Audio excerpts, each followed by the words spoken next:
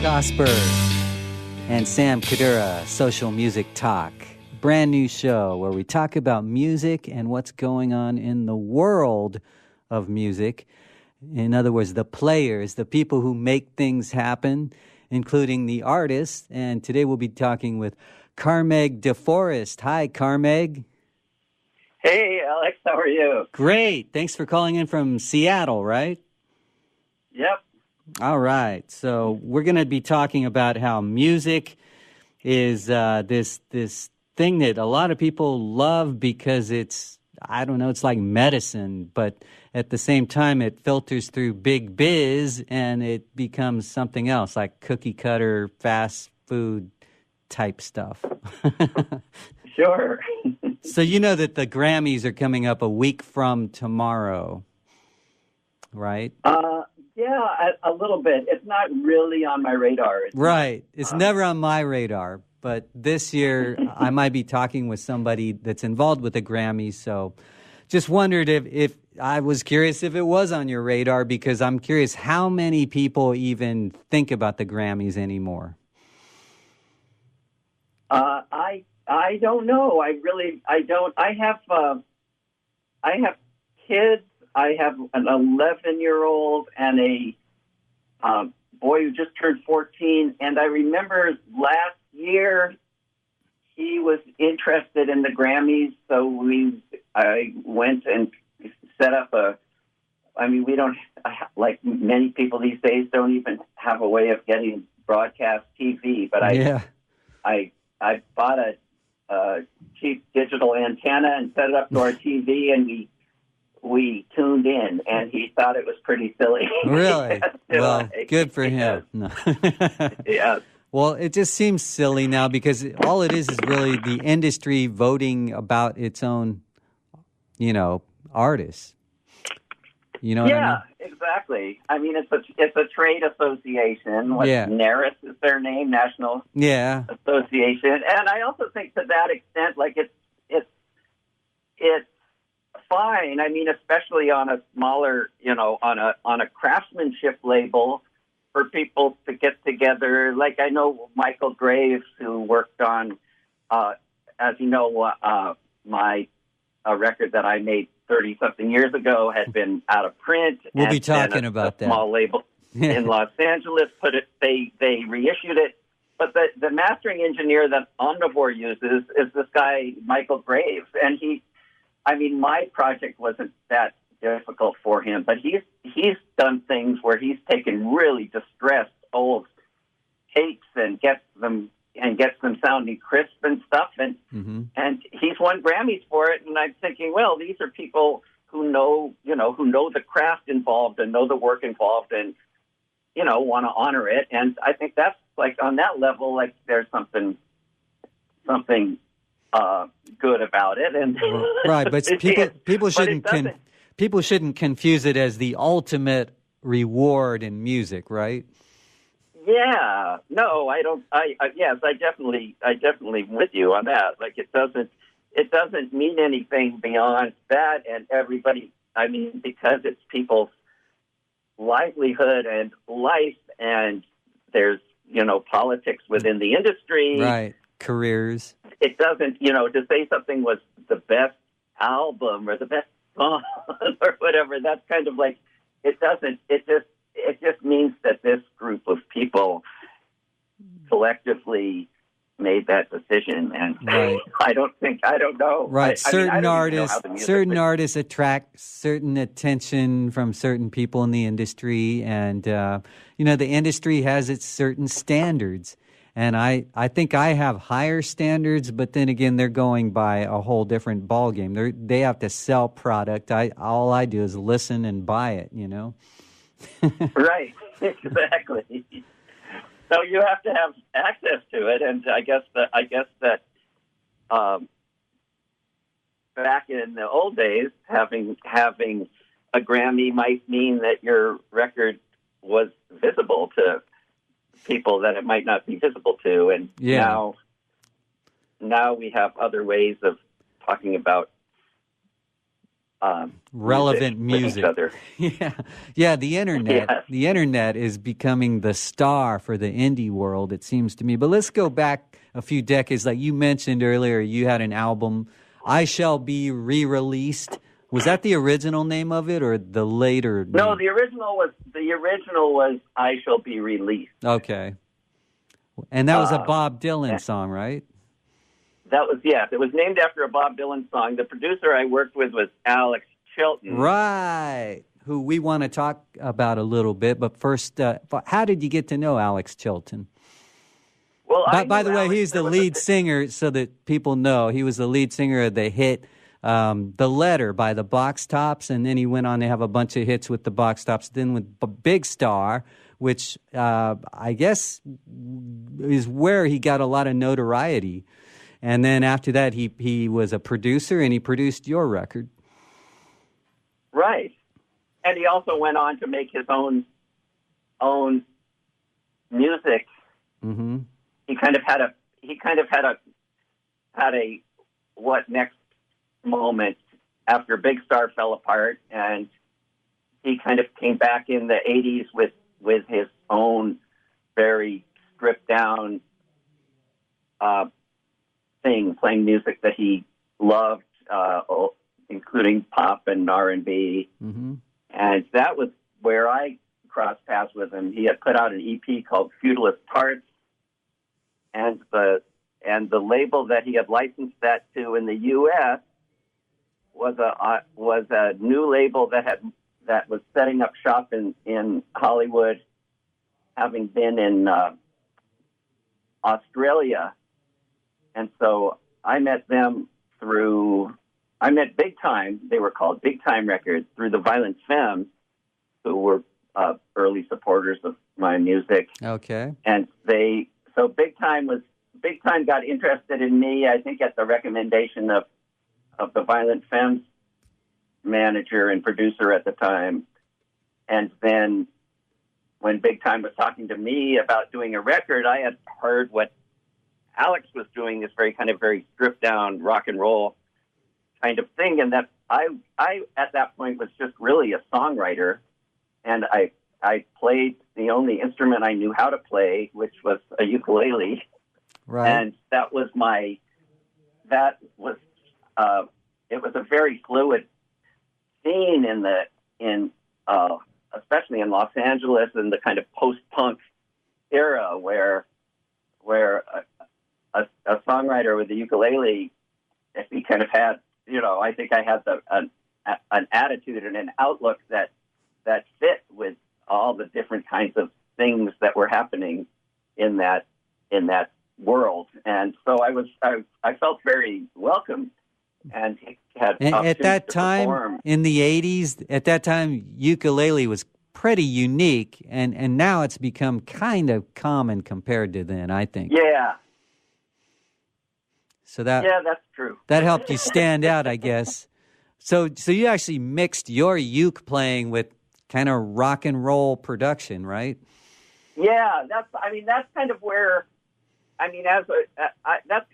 I heard it when I was writing the songs. I was hearing it rock. I wasn't quite sure how it would rock because I wasn't that really experienced in rocking, but it was kind of influenced by what I listened to and what I loved, and it just seemed like I knew that Alex was a producer, and I said to the guys at Big Time, I said, maybe Alex is the guy to do the record, and they thought so too, and they got us together, and then things got ugly with Big Time, and I ended up not making the record for them. I actually did some recording with Alex, but that stuff all just got scrapped.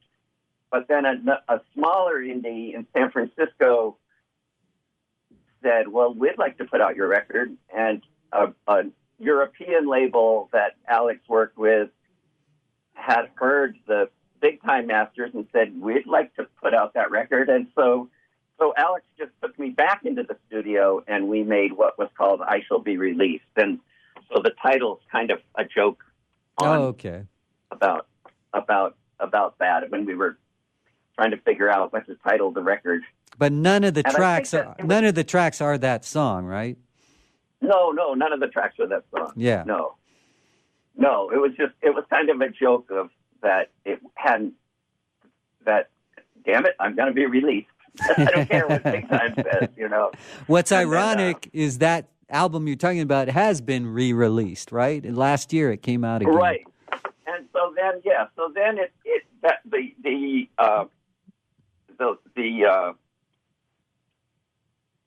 the U.S. label went out of business, as many indie labels did. Yeah, especially at that time.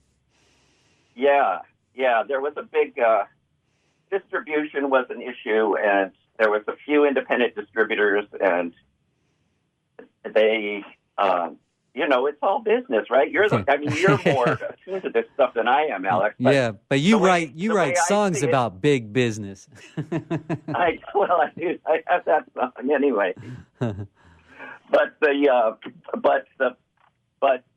so the indie distributors would file Chapter 11 because they weren't paying the labels that they were getting the product from, and then they could reorganize, but they would leave the indie labels holding the bag. Right, it's whoever's closest to the bank gets to reorganize and call themselves something else and still be a company, right?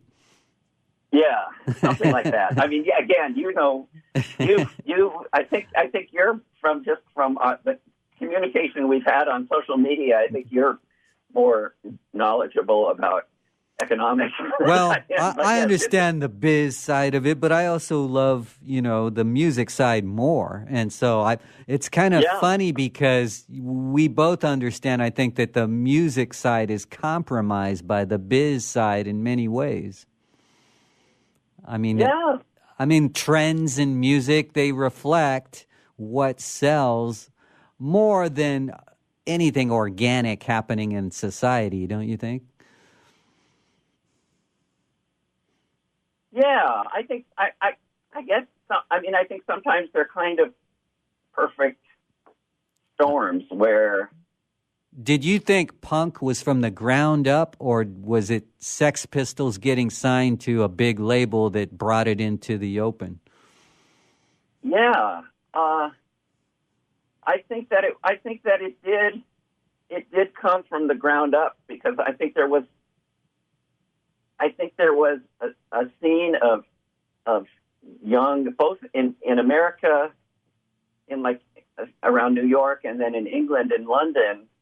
There were these urban disaffected kids, and much of the kind of music that was being fed out of the radio reflected kind of suburban and more middle class values. And in New York, you had these broke bohemians, and in England, you had these broke working class kids who the music just didn't speak to, and bands,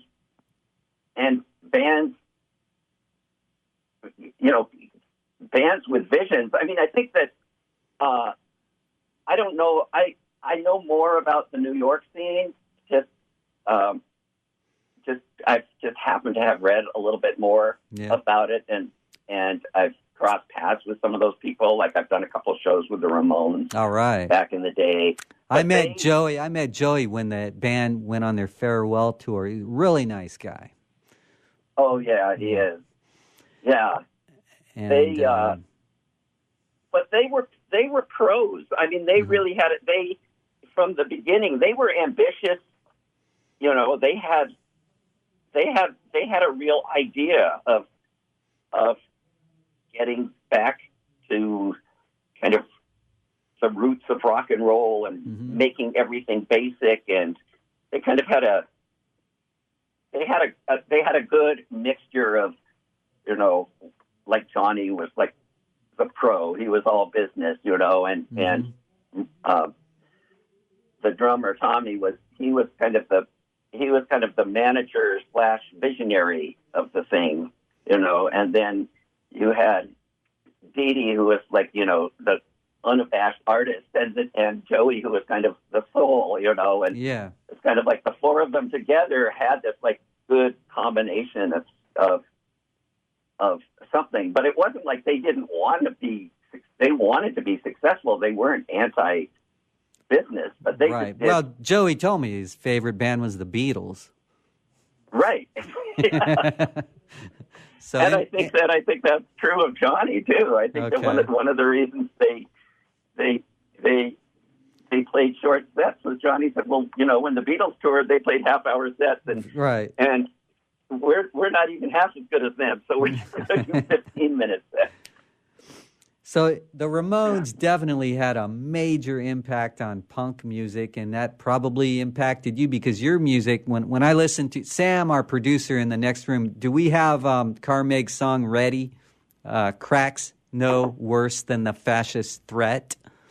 Just curious how soon we could have that ready. Just asking. Okay, it's ready. Okay, whenever, let's hear it. Let's listen to it right now, and then we'll talk about it. Carmaig DeForest.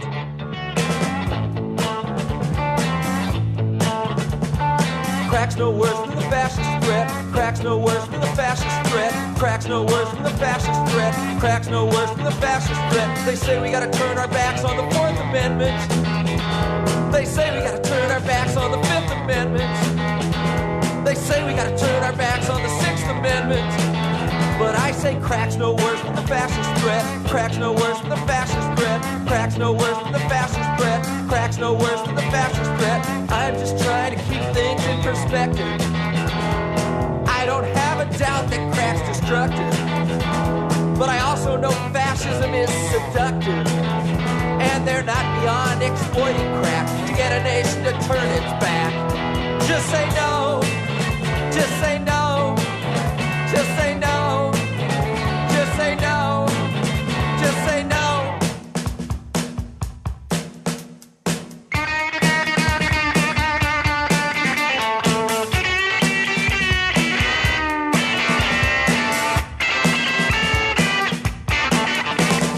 Cracks no worse than the fascist threat. Cracks no worse than the fascist threat. Cracks no worse than the fascist threat. World War II's not over yet. So when they say turn your back on the Fourth Amendment, when they say turn your back on the Fifth Amendment, when they say turn your back on the Sixth Amendment, just say no.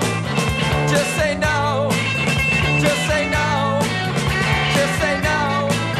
Just say no. Just say no. Just say no. Just say no. No. Just say no. Carmaig DeForest, cracks no worse than the fascist threat. Great song, man. That rocks.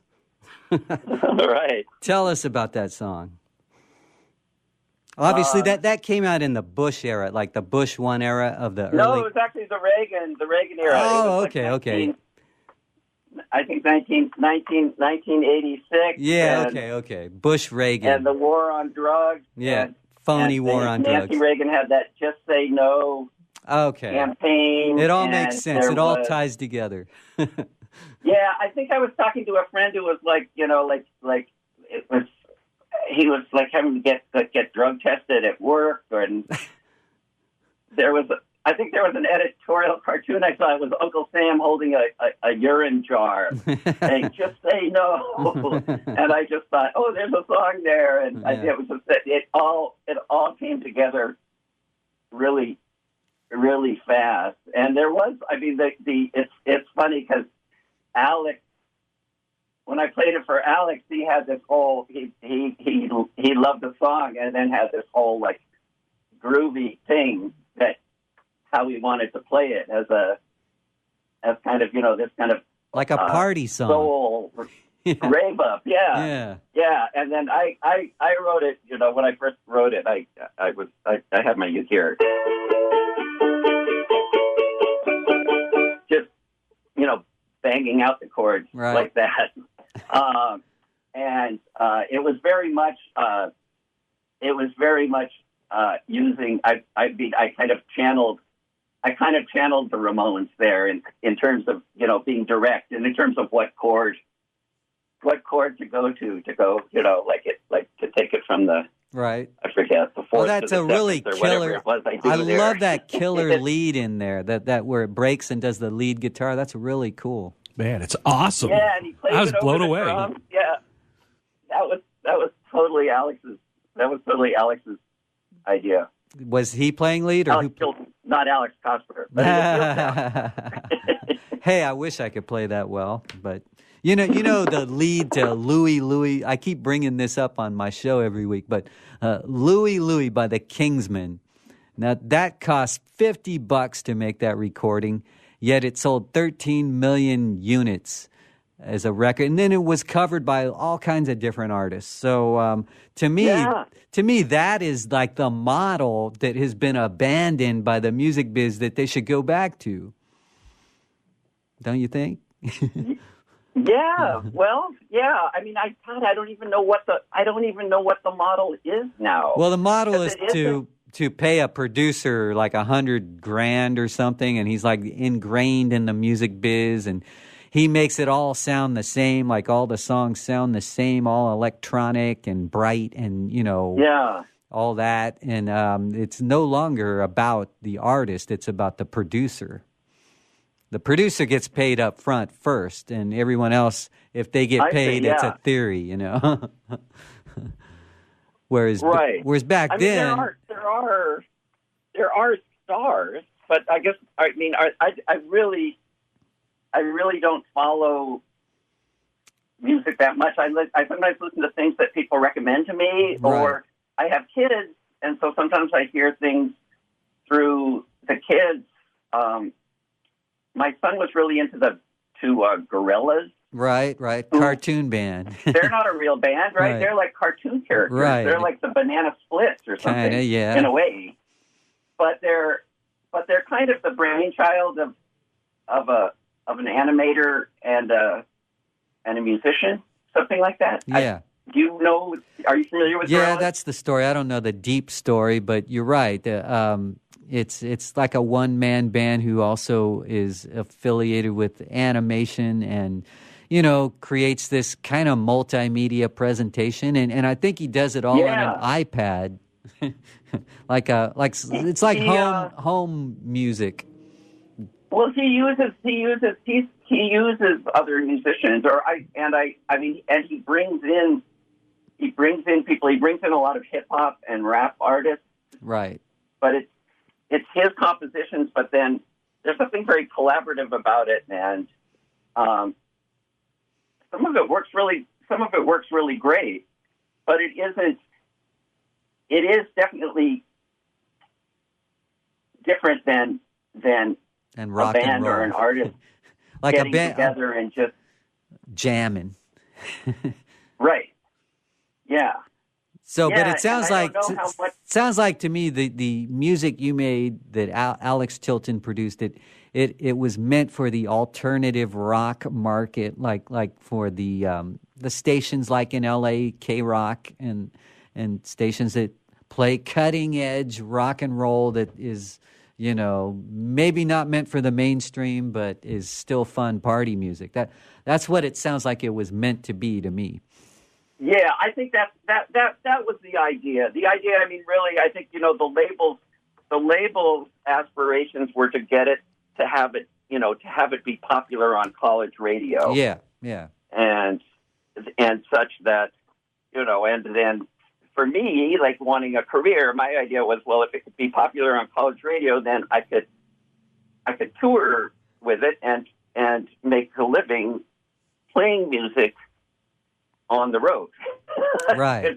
Well, that's how they make musicians make their money on the road, pretty much.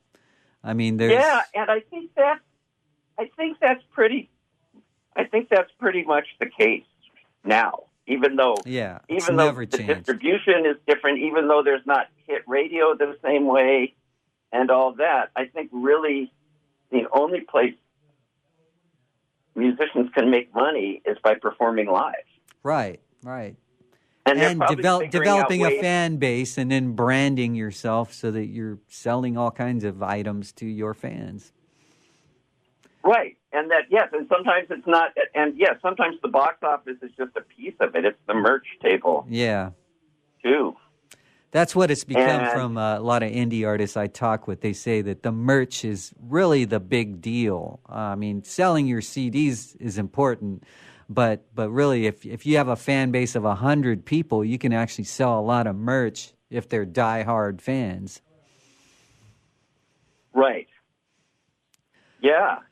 So and another thing that some older bands are doing is that then they'll be playing because their audience is still, a smaller venue size. So they'll play a club that holds 1,000 people. This isn't stadium touring or even big theater touring. They're not touring. They're in vans, and they're not staying in luxury accommodations. But then they help make their nut work. It's still expensive to take a show on the road. You have all this equipment. You have, unless you're and you just gasoline. Unless it's someone who just shows up with a uke, right? Right. Well, did you get to the point where you were touring? I'm sorry. Did you get to the point where you were touring with your uke? Yeah, I didn't. I toured sporadically. When I Shall Be Released came out, that was probably my biggest moment in the sun, as it were. And I toured. I did a national tour in a van with a band I put together, and then other touring I've done, I did, and then I also would do jaunts. I lived in California, and I would tour the West Coast a lot. I would get up as far as Vancouver, British Columbia, and run up and down. And then I would fly to New York, put a band together in New York, and do a cluster of East Coast shows. Okay, well, that's like New York. Yeah. So at one point, back when there was still I think when people in the biz still thought, well, this is that I was that it made sense to devote time to me, that I might that it might pay off. I had an agent, and one of the things he did, he's a great guy, Bob Lawton. He put me at a residency at CBGB's. So I was playing there every week, and then I played there every Wednesday. And then on the weekends, the bands that I put together to put those shows, we would go to Boston and Philly and DC and Providence and, places around there, college towns around the East Coast that we could, it was like New York was our hub, and oftentimes we could return back to New York where those guys lived and where I was couch surfing for after the gig. We would get there around sunrise, right? Right. So we're gonna pick it up in a minute here. We'll be back on Social Music Talk with Carmaig DeForest.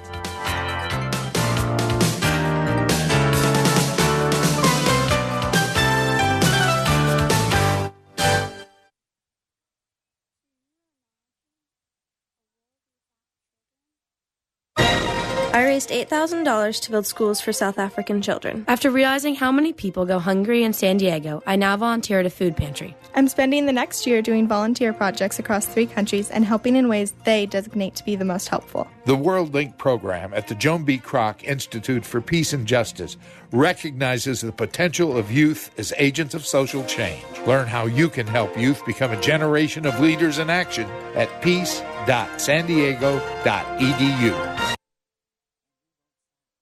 Every child is cured, and every disease is defeated. Because we can't imagine a world without children. Can you? Finding cures, saving children. St. Jude Children's Research Hospital. To learn how you can help, log on to our website, stjude.org. You take your smartphone almost everywhere you go. Now WSRadio.com can be there too. Search WS Radio in the Play Store for your Android devices or iTunes for Apple, and download the WS Radio application. WSRadio.com, on your phone and in your ear everywhere you go. download the WS Radio application. Do it now. It's very easy. WSRadio.com. You were born to do one amazing thing, but most people spend a lifetime trying to identify what it is. If you're in a job you don't like or are unemployed, if you're in a state of transition or just can't shake that nagging feeling that you were meant and made to do something extraordinary, then the Reinvention Workshop is exactly what you need. Led by award-winning self-help author Steve Olsher, the Reinvention Workshop will forever change your life. The Reinvention Workshop takes you step by step through Steve's proven formula that has helped so many people get on the right path and clear about what they were born to do. Take the first step to realizing the life you deserve and desire by visiting the reinventionworkshop.com today. No more delays. No more denial. Reconnect with your true self. Learn to live with purpose and conviction and become who you were born to be. The world is waiting for you. What are you waiting for? Log on to thereinventionworkshop.com today. That's thereinventionworkshop.com.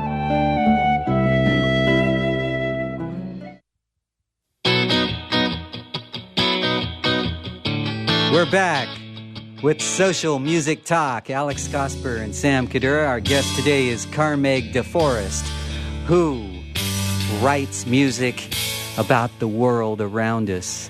And he has some really compelling songs. I checked out a bunch of your songs on YouTube, Carmaig, and it seems like a lot of your songs all tell stories. Yeah, that's kind of, yeah, that's where it is. That's the direction my writing took as I did more of it. I think I was when I first when I was working with Alex around the time a lot of those songs, I was working very much in a pop format, like the way the Ramones did, with using kind of standard verse, bridge structures, right, and expressing more kind of just like an emotional moment. So usually those, like there's often a little story in there, and at a certain point, I couldn't sustain having a band anymore. Another opportunity to make a record didn't come up right away, and I developed a different kind of solo show where, again, I returned to playing my uke, and at that point I played a little guitar, and I even did some spoken word kind of stuff. My background was in theater. I was so I had kind of performance chops and ideas, and I developed a one-man show that was songs, but it was mostly I got more into kind of narrative storytelling and writing stories and using sometimes more folk idioms to where oftentimes a song. I mean, the reason they're called a ballad, right, is because it's a story. Or right. Sounds like you were living Jim Morrison's dream. The way you mixed in theater with music, like it seems like he wanted to do theater more. Yeah, maybe. Yeah, I think it is. It's a funny intersection. When I first, when I went to the University of California, Santa Cruz. I was very interested in theater. I was in their theater arts program, and I was on a directing track. I really enjoyed putting shows together, and I was interested in more interpreting other people's work, taking something else that somebody else had written and figuring out a cool way to stage it. And then I did a workshop with the performance artist Spalding Gray, and that just changed my life because he said it was going to be a directing workshop, but then the first day he said, I actually misrepresented this. I'm going to take you directors, and you're going to find stories within your own selves to tell, and I want you to start telling those stories. And that's kind of what set me off on my path that then where I started just writing songs. I always loved music, and that fell there. And then when I was kind of looking for a next thing after rock and roll was to, I kind of went back to the idea of that it could be a little bit more of a performance than just songs. Right. So your song "Cold Water Park," that is an interesting story where you're telling about this guy who's a jerk, I guess, and then they find his body at Coldwater Park. How does the story go? Well, it starts out he's thinking about this park, and then he reveals that there's some kind of meeting set up there, and you kind of get the impression that maybe there's something not good happening, and he talks about how the park was a place where he used to live, in a neighborhood he used to live in, and so he decided to show up for the meeting a little earlier and check out the neighborhood, and he was like waiting at the park and reminiscing, and kind of goes into a reverie, but it ends that this meeting turned out to be a murder. I think the guy he was meeting, it was like a drug deal, but the guy turned out to be a narcotics agent, and so the guy, the narrator of the song took it to a logical conclusion. Right. Was that in the Just Say No era of Nancy Reagan, like 80s? No, that was later. That was more as my writing changed, and I was trying to channel more kind of my own memories and dreams and different ideas, more of kind of a free flowing thought. I mean, it started with some real reminiscences about a real park, and then it turned into this fantastical story. That's what songs tend to do, right? Songs turn into different dimensions. That's the power of music, I think. Music can take... Yeah, definitely. You could hear a song over... It doesn't matter. You could hear it 1,000 times and still like it, whereas I don't know if that's true of a movie or a TV episode or anything else, to be honest. Yeah, I think there are movies that operate that way. And, we talked about these kind of perfect storm times. Like, I think, like the Beatles, they're the most successful band ever, but they managed to stay on top of their success, that they kept innovating and rising to the challenge, and they didn't get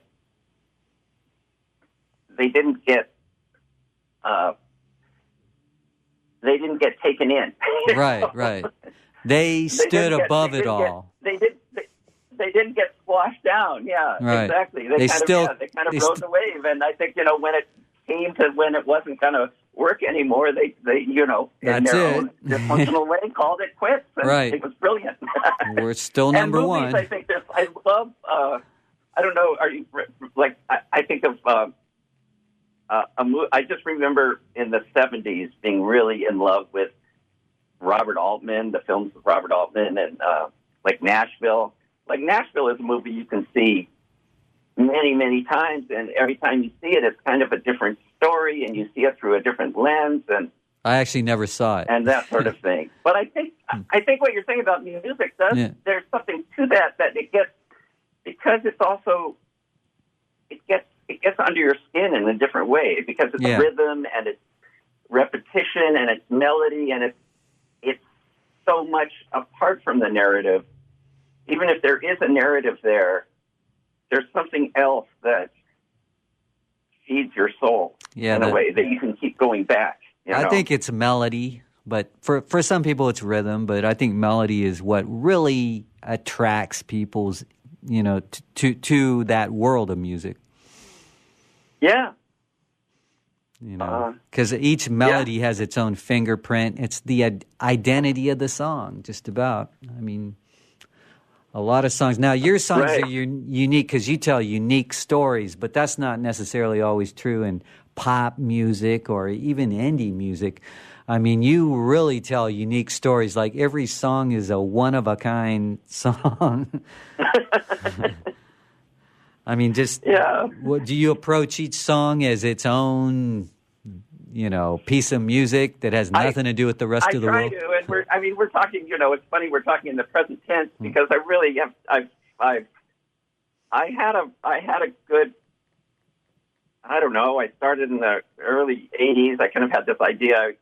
Got out of college, and I had this. I was like thinking experimental theater, but then just had this idea of simplifying it to a man and his ukulele being out there, and then thinking, yes, I'm going to like a good career path, as it were, would be to have some kind of career in rock music, but life takes its funny tolls, and I ended up doing a kind of a more kind of folky performance art thing that I could sometimes play with the band, sometimes not, and I never made a good living at it, and it was certainly not lucrative, though very satisfying. I'm really happy with the work I did, but then I had an opportunity. I fell in love, and I had an opportunity to start a family, and that was like kind of another adventure I wanted to have. And I felt like I wasn't in a good position to do both. If I had a solid paycheck coming from the music,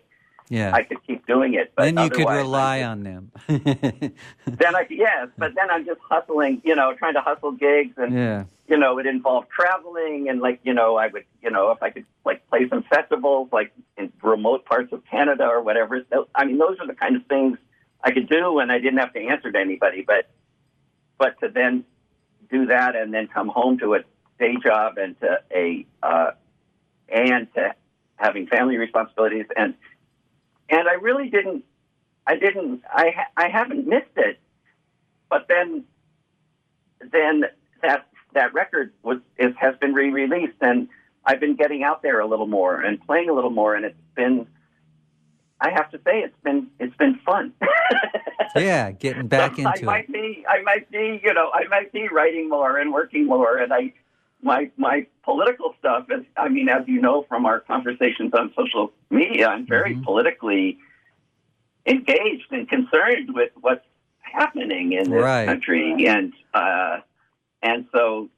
The immediate things to do were, the kind of blatant political songs like Cracks No Worse than the Fascist Threat and Hey Judas, which is a long, involved story about how evil Ronald Reagan was. But see, a lot of people don't know he was evil. A lot of people don't know he was evil because the media loves Reagan and the media builds him up as their hero. Yeah, I know. Because he deregulated media. That's why he's their hero. But don't you think though? No, he was. He was a movie star before he was president. He's a product of the media. Yeah, he is just like Trump. But he was evil. Well, who was more evil, Reagan or Trump? Well, I think Reagan made Trump possible. Yeah, that's true. Because Trump. Yeah, Reagan, and somebody with more historical, a nuanced understanding of history could, maybe fill in some gaps or tell me I'm full of crap. But like Reagan's war on drugs, man. That was don't trust the government. Reagan was the one who made the government the enemy. Yeah, in terms of his discourse. Well, Nixon had Watergate. That was kind of, off the beaten track. Oh, yeah. Seems like government corruption has been around a lot longer than people admit. Oh, yeah, it's true.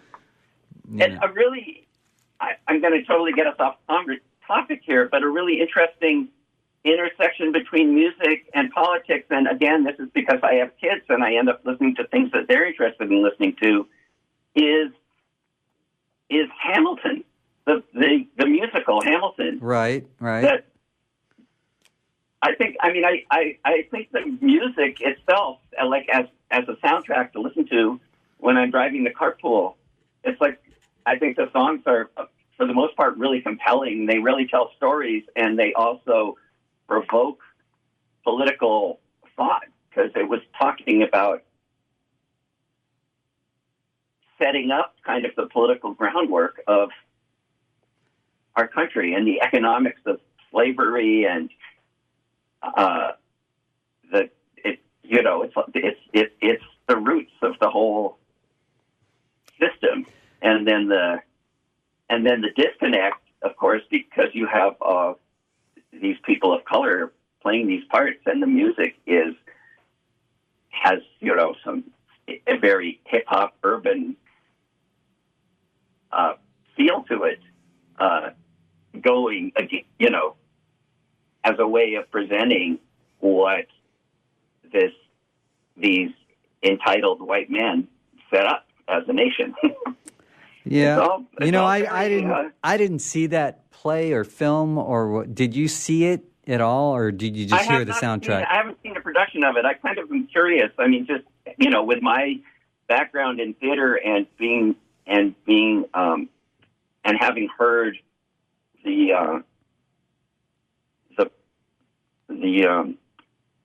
I guess it's not a soundtrack because it's a Broadway play, so it's an original cast recording, right? Mm-hmm. That's what they call it, right?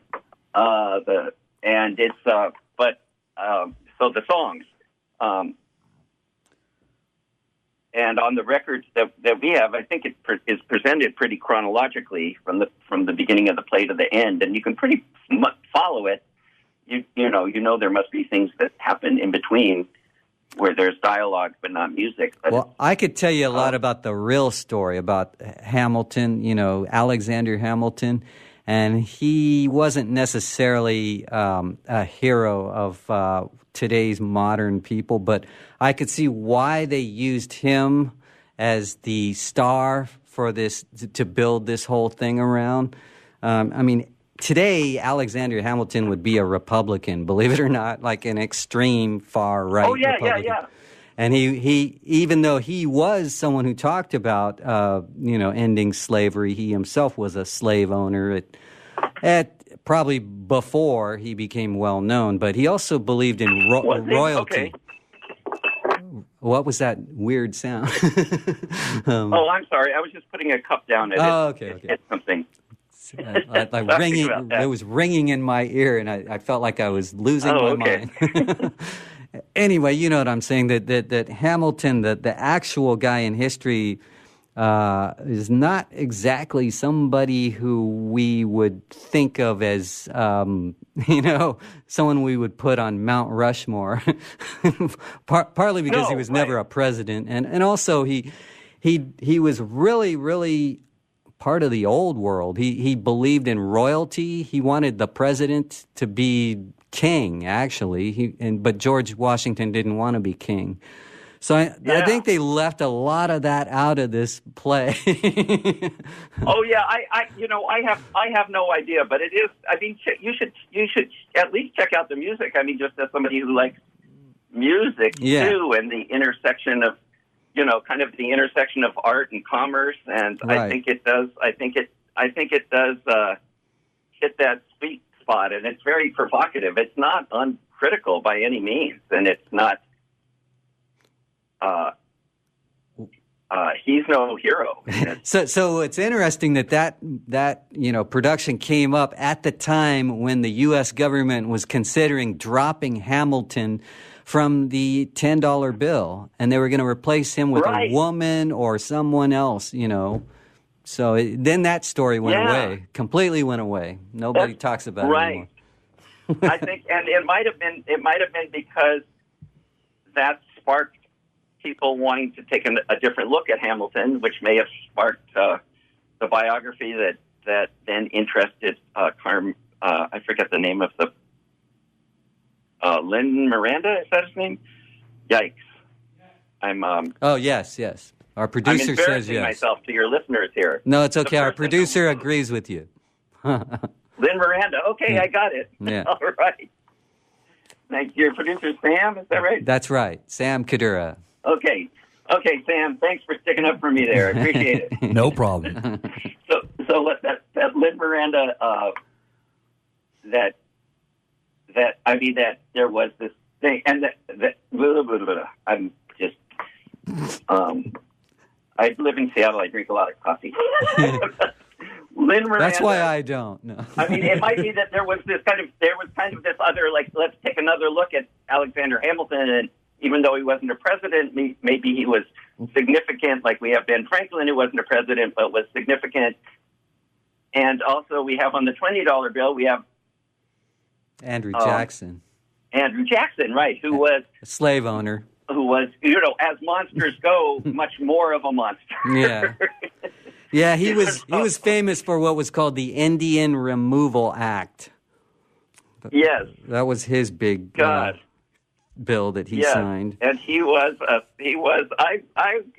don't know if Sam has time to Google it. I'm not sure that Hamilton was a slaveholder just because he was in New York, and New York wasn't a slave state. Well, they were the first to get rid of slavery, and that was early 1800s.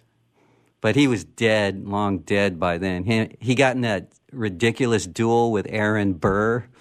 Right. I think that's kind of how I don't know how the play portrayed it, but what really happened is that had to do with not the presidential election, but the gubernatorial election in New York.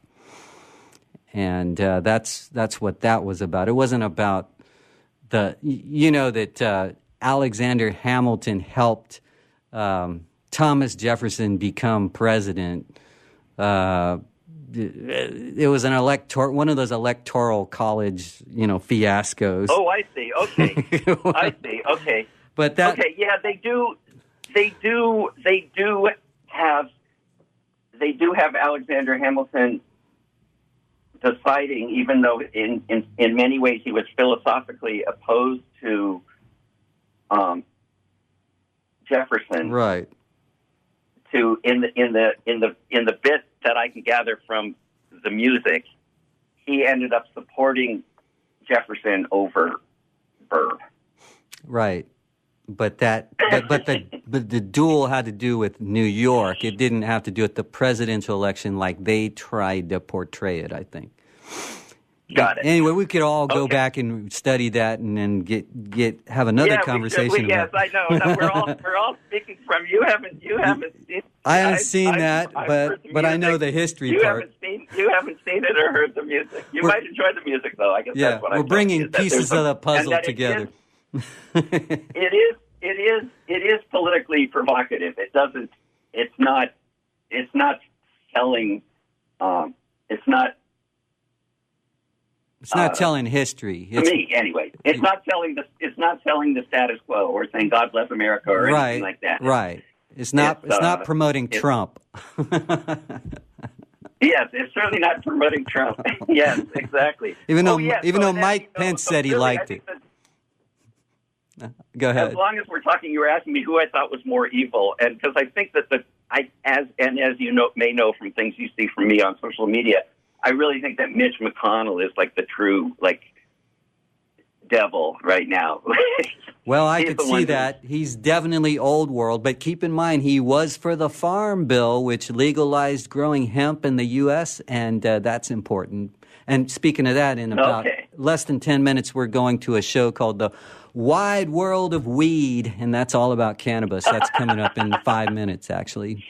So, that's funny. But I want Carmaig, I want to wrap this up more about your music and how you've, brought politics into your music. And I think that's wonderful because not too many artists have done that and gotten away with that because the music biz doesn't seem to encourage that. But first of all, what did your album have to do with Warner Brothers? Nothing. Until the label Omnivore, which is a reissue label. Okay. So what they do is they're made up of some some great people, in my mind. They're great people because they re-released my record. But they also they love music, and they were all working for big labels, and they said, let's figure out a way to put out music that we really love, and there's all this music that's fallen through the cracks. Let's find a way to put it out. And they set up a business model where they can license music, like my record, like a lot of Alex Chilton's old catalog, like there's the Posies, also, all sorts of stuff from all over the map is in there. Vince Guaraldi, they just did a Vince Guaraldi record. There's all this great stuff that they license, and then I think Warner's is a distributor for them. So Warner handles getting product out to stores, getting their product to Amazon, to places that actually sell the physical discs, and I think is their intermediary between them and the digital platforms. So if you go to listen to the record on YouTube, for instance, and you can listen to the whole record, I shall be re-released on YouTube. Warner's has a don't pirate this sign on it, right? Right. Is that where you're seeing it? That's where I see it. Yeah. Saying, they're taking credit for it. They're taking credit. Yes, they're taking credit for the YouTube license. They're the ones who control the YouTube license. I get it. Okay. So speaking of YouTube, a lot of your music is on YouTube. Carmaig DeForest. We got to wrap it up here in about 20 seconds, but what would you like to say in closing, Carmaig? Nothing. I'm happy. This was great. It's great finally to meet you, Alex. After having met you online and talking about some of these things that we love to talk about. Well, thanks for calling in on Social Music Talk here on WS Radio.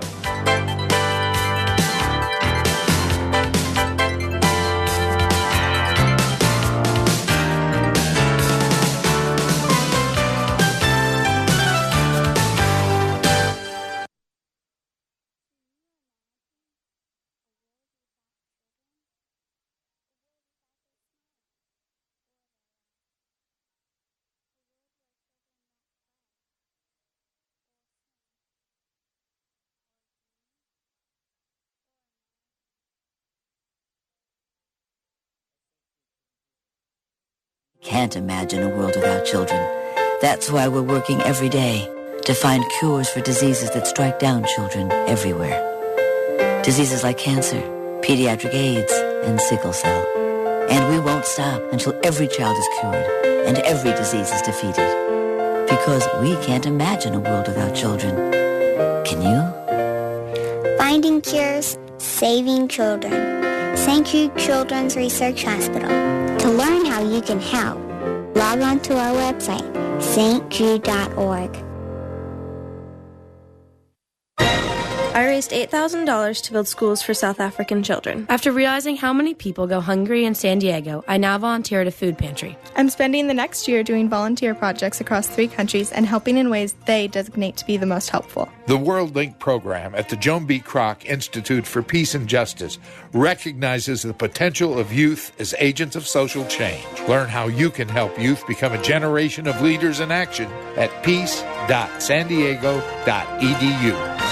You take your smartphone almost everywhere you go. Now WSRadio.com can be there too. Search WS Radio in the Play Store for your Android devices or iTunes for Apple and download the WS Radio application. WSRadio.com on your phone and in your ear everywhere you go. Download the WS Radio application. Do it now. It's very easy. WSRadio.com. You were born to do one amazing thing, but most people spend a lifetime trying to identify what it is. If you're in a job you don't like or are unemployed, if you're in a state of transition or just can't shake that nagging feeling that you were meant and made to do something extraordinary, then the Reinvention Workshop is exactly what you need. Led by award-winning self-help author Steve Olsher, the Reinvention Workshop will forever change your life. The Reinvention Workshop takes you step by step through Steve's proven formula that has helped so many people get on the right path and clear about what they were born to do. Take the first step to realizing the life you deserve and desire by visiting thereinventionworkshop.com today. No more delays. No more denial. Reconnect with your true self.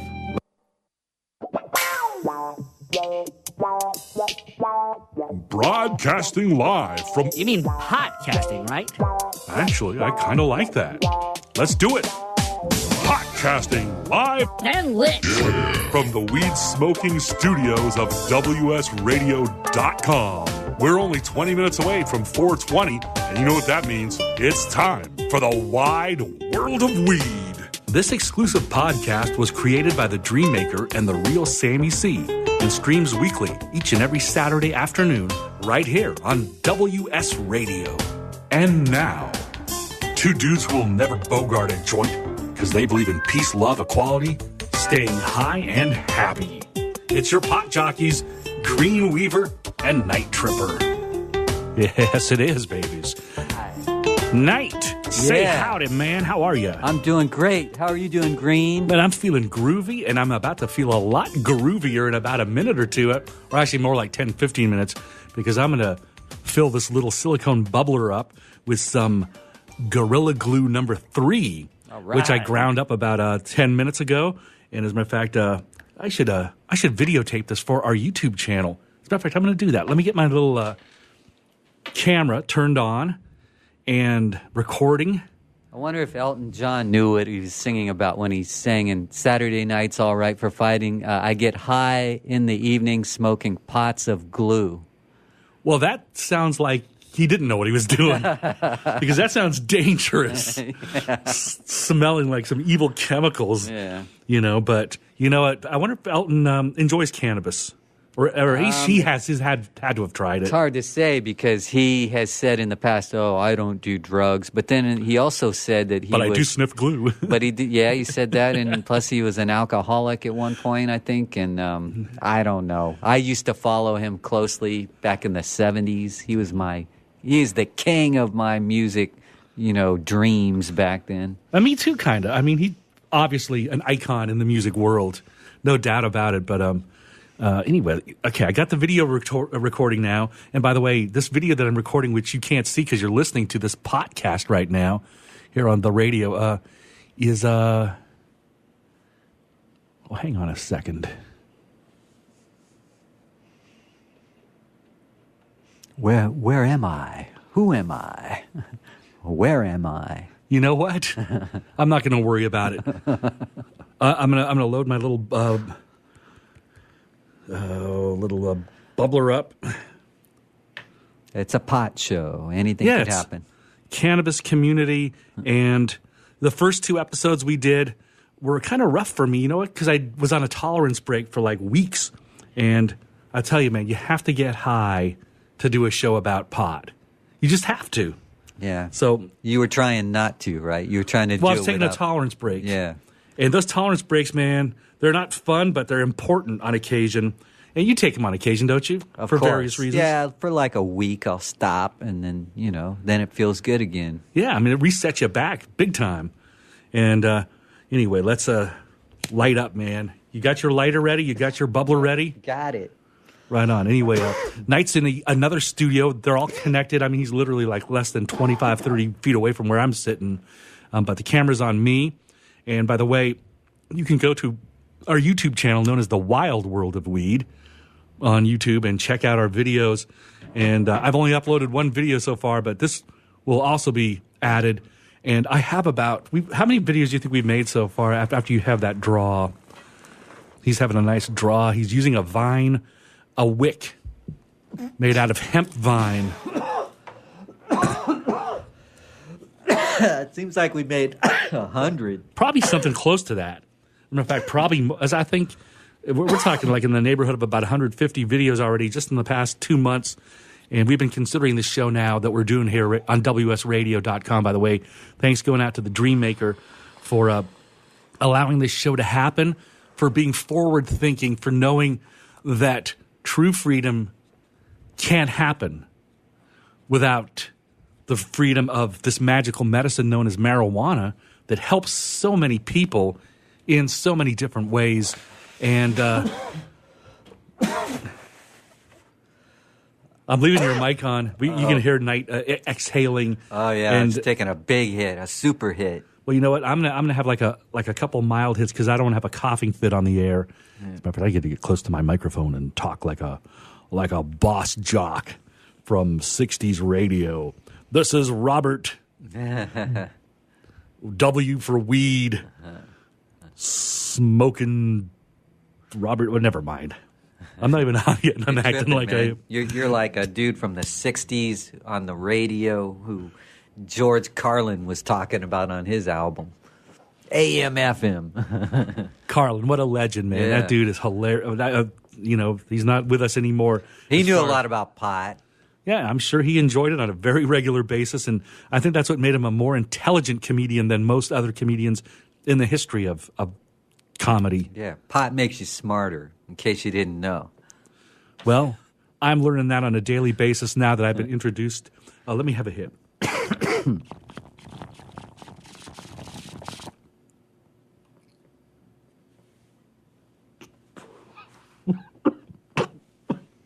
He goes for the super hit.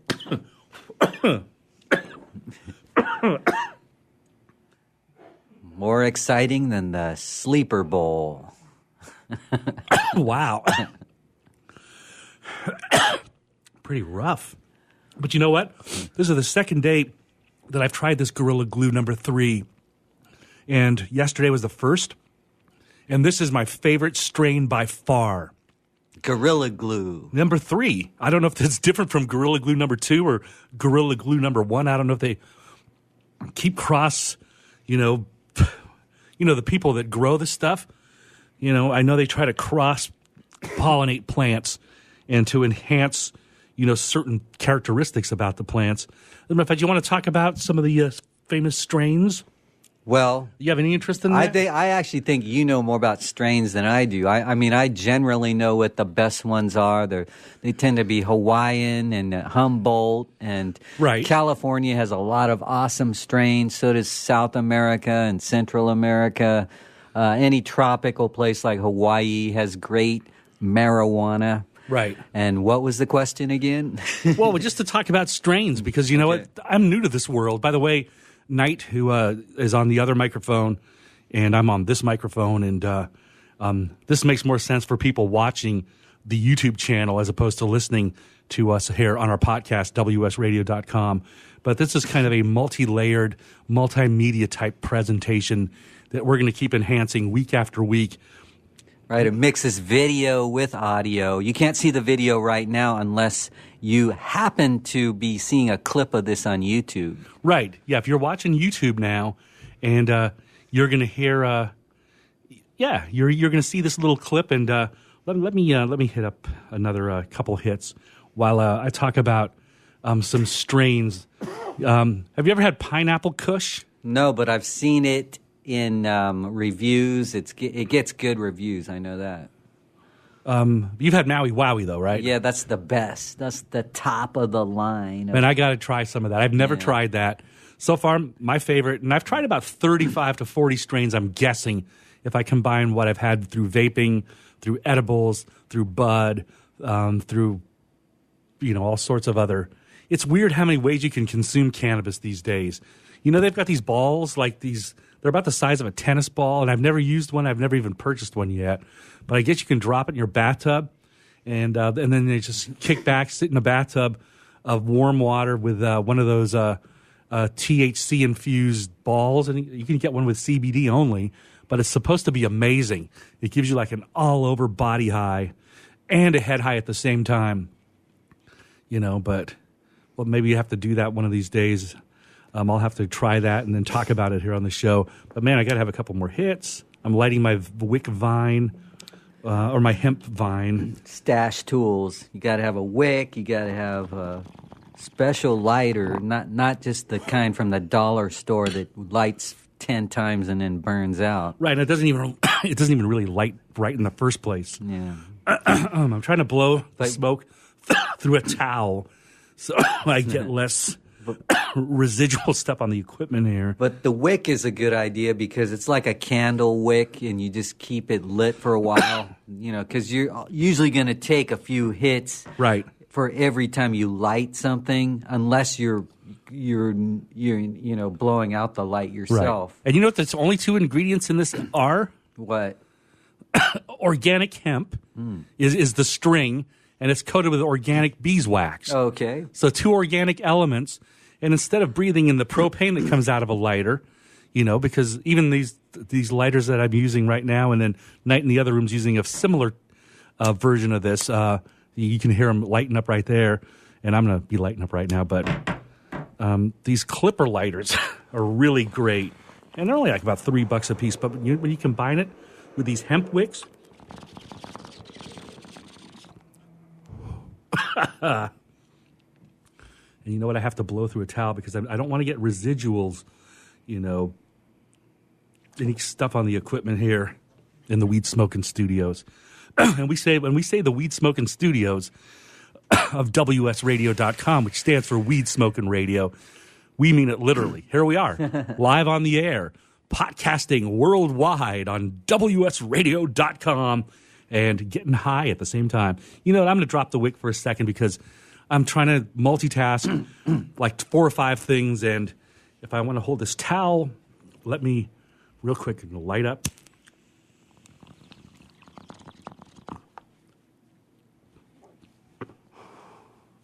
There we go. I exhaled through the towel that time, and that protects the equipment a lot more. All right. Not that cannabis is really bad for... Smoke is bad. Yeah, Any kind of smoke is bad for equipment. Yeah, the residuals from it, I guess, can cause problems. So it's a lot better to avoid smoking close to any kind of electronics.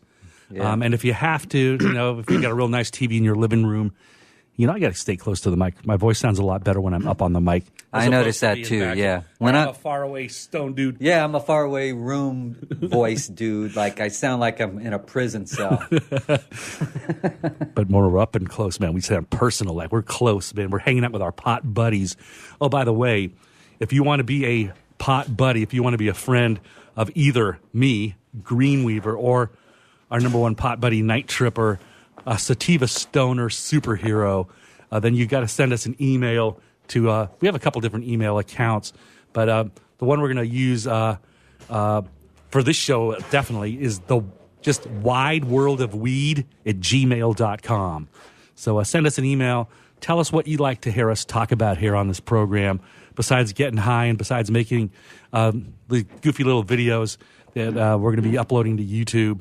And you know what? I wanted to hook the computer up and play one of those videos, but I'm not going to be able to. So we're going to have to do that another time. But let's talk about the videos real quick while you're playing guitar. You come by my pad like maybe once a week, sometimes twice a week if you're in the mood to get super stoned that week. But man, the videos we've made, don't you think those are like compelling kind of and interesting and not only fun for us to make, but don't you think viewers would like watching that kind of stuff? Well, they're fun episodes of us just, interacting how we are when we're high. But I guess there's no theatrical nonsense. So yeah, there's no. But see, what we're doing right now is I'm kind of bored by this a little, and I shouldn't be negative about myself or about this show. But those videos that we make are like 10 times more fun, and I know it's because we're high. But man, we talk about some cool stuff and some crazy stuff, and it all makes sense, and it's definitely something you got to check out. That's the Wild World of Weed, our YouTube channel, and we only have one video uploaded at the moment.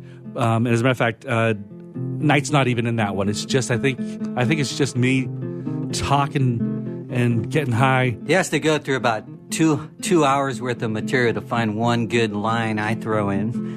Because I'm a goofball, dude. I'm a goofball. Well, yeah, but that's not true, man. It's like, we've already made up a couple goofy songs, originals, that we're going to be featuring on not only on our YouTube channel, but here on the Wide World of Weed at WSRadio.com. And anyway, again, our email address, wideworldofweed@gmail.com. And during the next commercial break, which is going to probably come up in about 10 minutes or so, I'm going to try to get the computer hooked up so I can play one of those, just the audio from one of those episodes.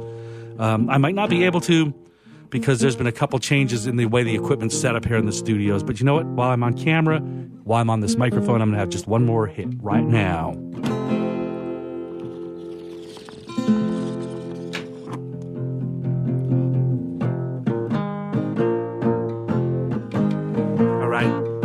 breathe through the towel. Protect that equipment. Protect the studio. Anyway, yeah, you know, it's kind of been a bummer week for me because of the Super Bowl last week. Yeah, that's a sleeper, man. Yeah, it kind of put me in a bum mood. Yeah. And it's still to this day, I'm finally starting to come out of that funk mood of like, what the hell was that? You know what it was? The big buildup, the hype made us think it was this amazing game. Right, and it's the legendary Patriots against a Southern California team, and we're from Southern California at the moment. So, I mean, we had a lot invested just in that concept, and then there was Tom Brady, the legend. Right, but there was also that they won their 6th Super Bowl, so they tied with the Steelers. No, I think they've passed the Steelers. No, they're both. Oh, they're tied? 6. Yeah. They're okay. 6. Well, you would know. You are the football expert. I used to be a Steelers freak back when Terry Bradshaw was their QB when we were in high school. I thought he was the best QB of all time. Well, compared to, you know what, Brady, you know, if you give Brady a couple more years, he might end up passing Bradshaw. Brady, in stats, he'll already be ahead, but in lots of ways. But Bradshaw threw long passes, all the time, accurate long passes. Whereas so it was a lot more fun to watch. Brady is like 10 to 15 yards most of the time, and that's not exciting, 25 for a long pass for him. Sometimes he'll throw a super long pass, but he's mostly the guy who nickels and dimes his way down the field. I see. Like Joe Montana. Maybe that's where he learned it from, because he grew up in the Bay Area. Right.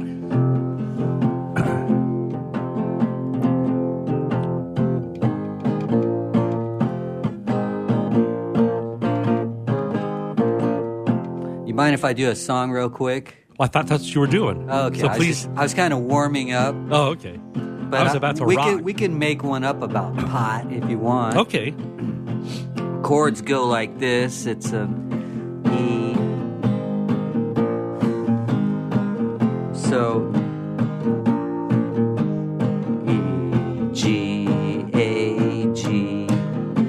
For all you musicians at home who want to play along, you know, harmonica, whatever you got. And now that you know the chords that Knight's playing, we can change the letters to T, H, C, T, H, C. That's better than AC/DC's T&T, man.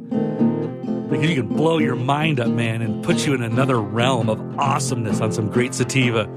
Man, I think I'm starting to realize that sativa is what I dig, man. Yeah, I love sativa. I mean, indica. I need indica at night, you know, to help me sleep and help me get over my, you know, my back pain that presents problems on occasion, which leads to insomnia on occasion. But you know, with a nice indica, man, I mellow out. All the pain goes away, and I can sleep, you know, for 7-8 hours, no problem, no waking up, you know, no worries. And that's one of the awesome things that cannabis has done for me. The other most awesome thing it's done for me is, and a couple of my pot buddies can attest to this, you know, my girlfriend / fiance / wife, I've known her for 32 years now. No, 34 years. Wow. Or maybe more. Dude, 82 to now, how many years is that? 92, 202, 12. I'm not counting. That's 30. My brain's not in a mathematical mode. Mine isn't either, because I'm starting to get high now. But anyway, I've known my baby for 37 years. I've known Night Tripper for about 41 years. Yeah. Wow. Holy cow, man. That's awesome. And then and I have about another 7 or 8 really close friends who I've known for at least 10 years or more. And all of them are noticing that I can finally walk for the first time in about a year and a half, 2 years. I don't walk great. I still have trouble, but I don't have to use a cane, and I don't have to use a walker or a knee scooter anymore. I just kind of hobble along, but I'm getting physically stronger on a weekly basis, and I've lost 85 pounds now, man. Can you believe it? 85 pounds in four and a half, 5 months. And, you know, by the time I lose another 85, you know, I'll be back to my college weight. And that'll be a great day for me to celebrate. And speaking of celebrating, you know what? I'm going to have a couple more hits. And, you know, we're going to have to hang out here at the Weed Smoking Studios for about 2 hours after this shift's over because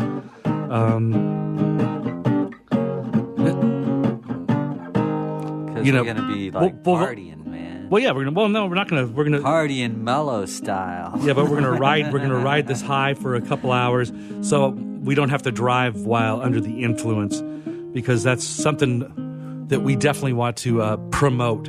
Do not drive under the influence ever. You know, you just have to respect the law. You have to respect other people's safety and your own, of course, your own safety, but other people's safety is more important, because you can't be putting, you know, hurt on anyone else, especially serious. You know, like a car accident can lead to serious injuries or even death, and you don't ever want to be in that position. So never drive while under the influence.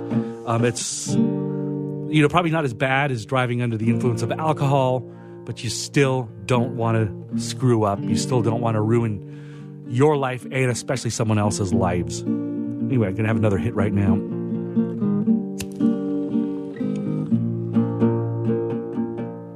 And then we got about another, about another 5 minutes or so before we take a quick commercial break. What do you want to talk about in the next, let's do that song to wrap this episode up. What, make up a song? Well, you were playing a song, and I was trying to make something up, and I thought you were taking over, so I went along with you. Well, I understand that. And then the chords just kept on going. Yeah, and it was cool having some background music. But let's do a quick 1 minute song. All right. About THC. Okay. Let me take a hit then while you talk. Well, I'll take a hit too and talk at the same time. Yeah. All right. I didn't cover my mouth with a towel that time, so. I think I still have a little left. Well, during the commercial break, you can swing by Studio A. Night's in Studio B at the moment. Behind me is Studio C. A lot of studios here at the Weed Smoking Studios. But, and actually, they're all Weed Smoking Studios. So I was going to say this is the main Weed Smoking Studio. But here at WS Radio, all studios are cool with weed smoking, but only weed smoking. No cigarettes allowed. Hell no. No alcohol allowed. Hell no. Just only weed, because of the three things I just said, that's the only thing that's actually healthy, man. Yeah. Weed releases antioxidants. It helps prevent cancer. Helps fight cancer. It helps with anxiety. It helps with, they say with Parkinson's and Alzheimer's, I've read recently. I don't know how true that is or isn't, but it helps with autism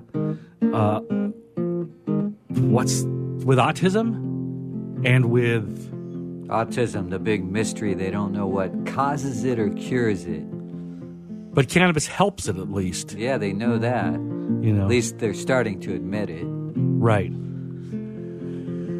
Well, you know what? Maybe we should, during the commercial break, if I can't get the computer hooked up, we should spend a minute or two deciding on a song to sing and make up and write after we come back from the commercial break, because we're not going to have enough time for to do a song right now, even though we still have 2 minutes left.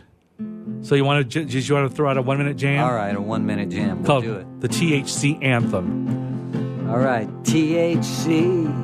Well, my voice is all messed up from smoking pot. Hang on. Okay. THC. For you and me. It makes us free. It brings us up, up, up to the bottom of a giant tree in the redwood forests of history. Whatever the hell that means. And you know that it's never gonna be disregarded by people like you and me. No siree. THC. It's the best thing that exists in my mind these days. I love music. I love pot, especially the THC in pot and the CBDs. I don't want to diss the CBDs because they're pretty awesome too. But man, THC, that's not bad for a goofy song that we just made up off the top of our heads. And any additional lines for that song? Well, I started to learn about cannabis. It took my mind to a higher level. To a place of bliss, man, that's cannabis. Somehow I aced all my tests and I became the best of my crew. You know it's true, man. The best cannabis is the best in the entire West. And I swear it could all happen to you if you join our crew. And by the way, it's WSRadio.com and the wide world of weed with Night Tripper singing in the background. Actually, the lead singer and me, Green Weaver, pretending I can sing. I'm still making this YouTube video while getting high and starting to have fun. You know, that's the problem with shows 1 and shows 2, our pilot episodes, our premiere episodes. We weren't high at all. We weren't trying to get high. And I just felt so uptight. But now I feel like I could talk forever about anything, especially cannabis. So after this commercial break, hey, we're going to ramble on like a Led Zeppelin song. And thank you for listening to version 1 of the THC Anthem. You know what? I'll have to play that on Groove 420 maybe. Awesome. You know, and by the way, let me mention that real quick. Groove 420 is a show that might be coming soon to WSRadio.com.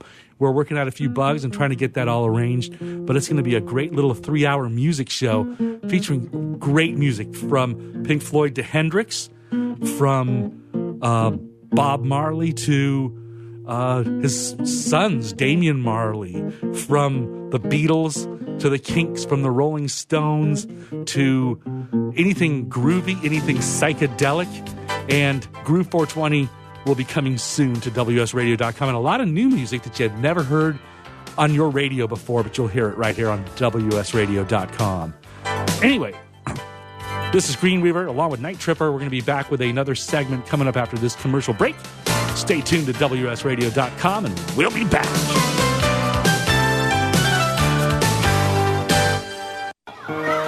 Can you imagine a world without children? A world without their smiles or their laughter? A world where children don't play or sing or dream or imagine? At St. Jude Children's Research Hospital, we can't imagine a world without children. That's why we're working every day to find cures for diseases that strike down children everywhere. Diseases like cancer, pediatric AIDS, and sickle cell. And we won't stop until every child is cured and every disease is defeated. Because we can't imagine a world without children. Can you? Finding cures, saving children. St. Jude Children's Research Hospital. To learn how you can help, log on to our website, stjude.org. I raised $8,000 to build schools for South African children. After realizing how many people go hungry in San Diego, I now volunteer at a food pantry. I'm spending the next year doing volunteer projects across 3 countries and helping in ways they designate to be the most helpful. The World Link program at the Joan B. Kroc Institute for Peace and Justice recognizes the potential of youth as agents of social change. Learn how you can help youth become a generation of leaders in action at peace.sandiego.edu. You take your smartphone almost everywhere you go. Now WSRadio.com can be there too. Search WS Radio in the Play Store for your Android devices or iTunes for Apple and download the WS Radio application. WSRadio.com on your phone and in your ear everywhere you go.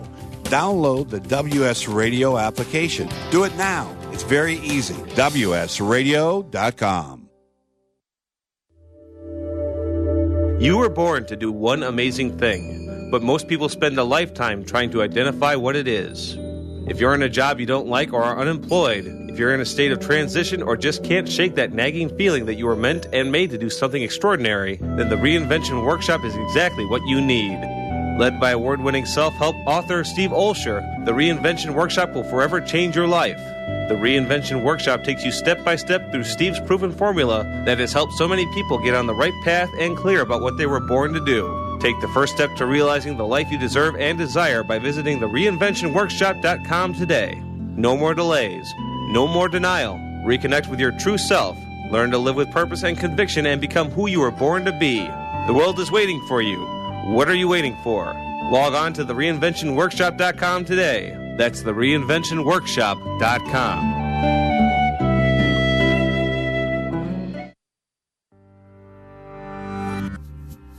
Oh yeah, pot buddies. Have another hit of sweet air as the wide world of weed continues with your pot jockeys, Greenweaver and Night Tripper on WSRadio.com.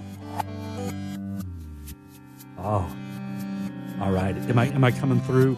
Testing. Oh, there we go. I'm too high to operate the equipment suddenly. This is Greenweaver, and in the background, Night Tripper. Let me turn your mic up a little. Sorry about that, my friend. Night Tripper. Tripping on the guitar.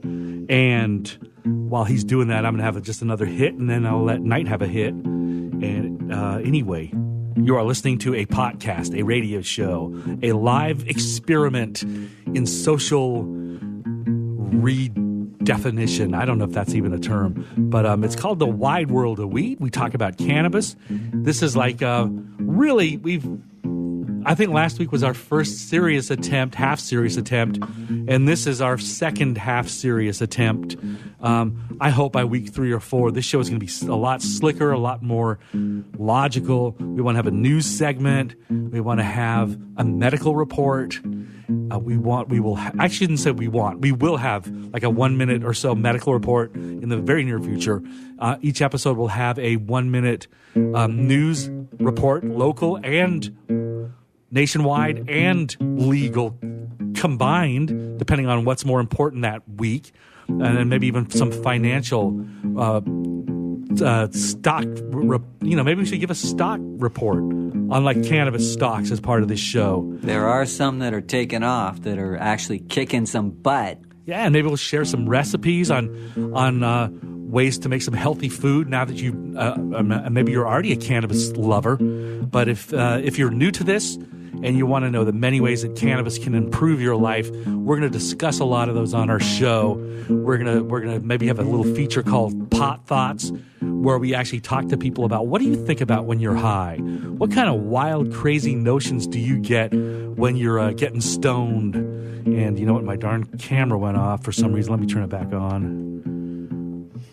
This YouTube channel that we're doing, it's called The Wild World of Weed. It's kind of a semi-important part of our show. You know, we're trying to turn this radio / media experience into something just a little more layered, and that's why we're going to like combine shows. We're going to have the social music talk. That's a show that happens right before The Wide World of Weed, and we talk a lot about people on that show talk a lot about music, radio, the record industry, all sorts of stuff like that. And we do The Wide World of Weed right here from the Weed Smoking Studios of WSRadio.com every Saturday from 4 to 5. And then in the very near future, we're hoping to do a cool little music show called Groove 420, where you're going to hear some amazing music. And we might even start a little mobile DJ company serving Southern California.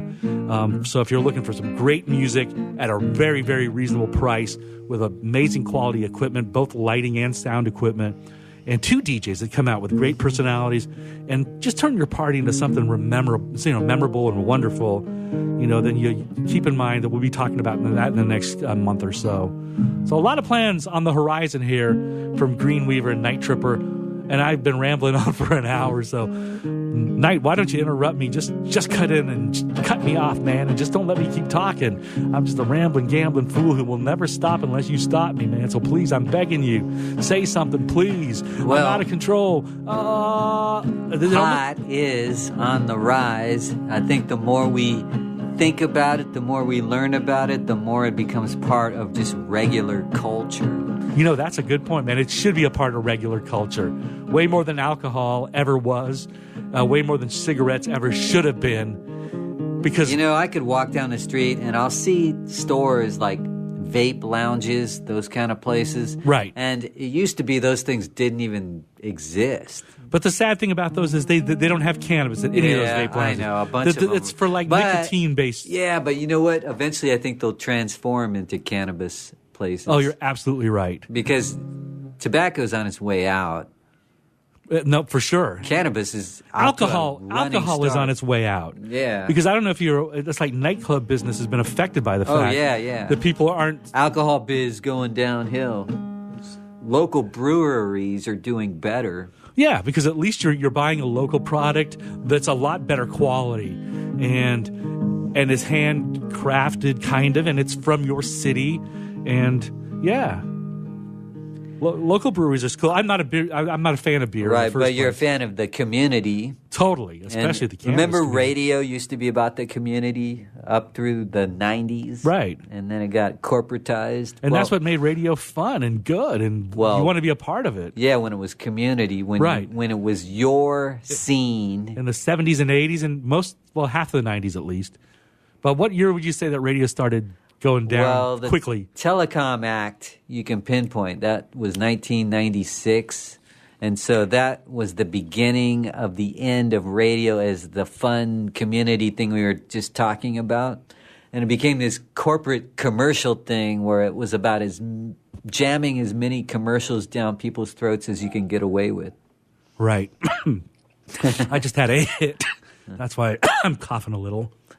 But see, radio was fun, man. It used to be super fun. Like, I'm talking about the radio in your car, man. You'd cruise around and hear... You wanted to listen to the radio. Yeah, there was stuff actually going on that the radio station was creating. And that's kind of what we're trying to do here, even though this is mainly for people that are either interested in cannabis or are already interested in cannabis. But we want to have fun on our show, and we want to involve our listeners, and we want to build a little pot community here in San Diego based around this show. And this little community, I want to have a little bowling league where we all go bowling once a week. Have just a little league, and it'll be a pot-themed league, and we might even get high at the bowling alley as long as we can round up some kind of Uber system to pick us all up, and or Lyft, or just and I'm advertising for those companies, But you know what? If you're going to be out and about while getting high, then make sure you've got a designated driver or one of those services to get you back home safely. But Could I throw in a quick story? Oh, absolutely. Once, as a part-time job, I worked as a pin chaser at a bowling alley.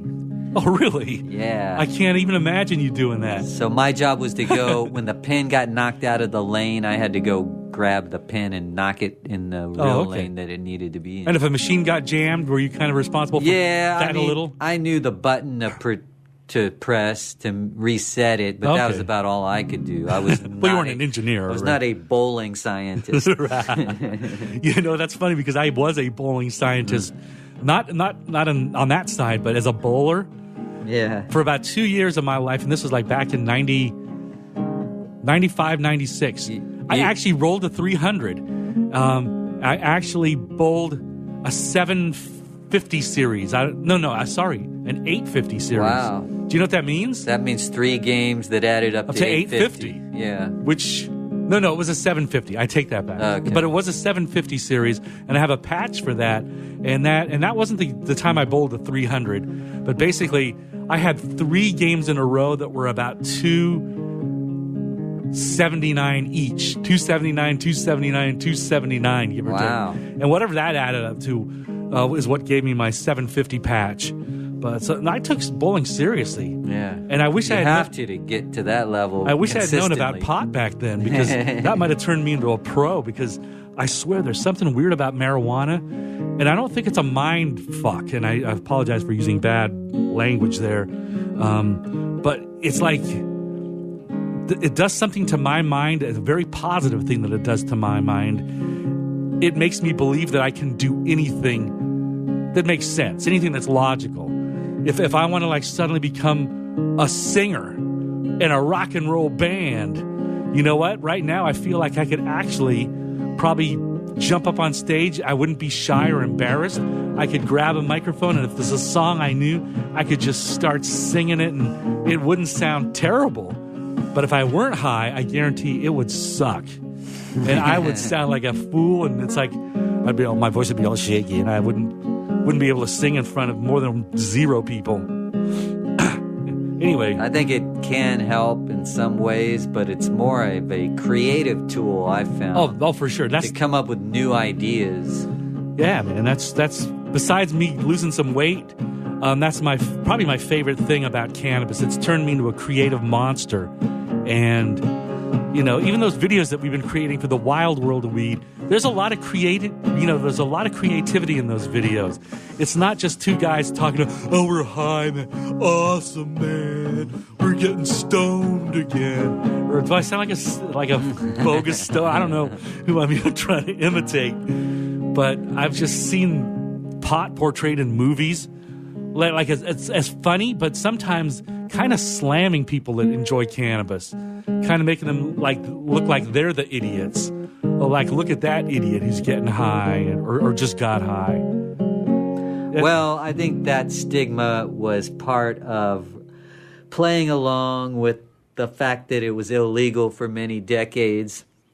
Right. And so, in other words, they wanted pot to be a topic in entertainment, but the only way to safely do it, maybe, get away just to make with it, look like, they are the fools. Yeah, when the people that were presenting those jokes, that humor, they themselves, they knew better.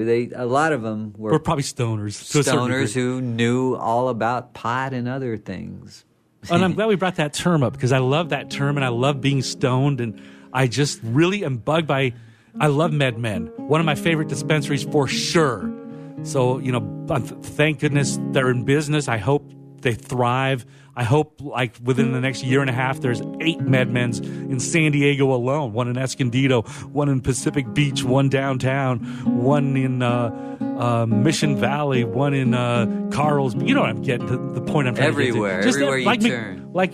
Screw fast food restaurants. Replace the familiar fast food junk food stores with cannabis earthy stores. And right next door, have a restaurant that serves super healthy, organic type food, like farm to table kind of stuff. Right, or it could be the same place. It could be a place that just serves really cool, earthy food and cannabis. Right.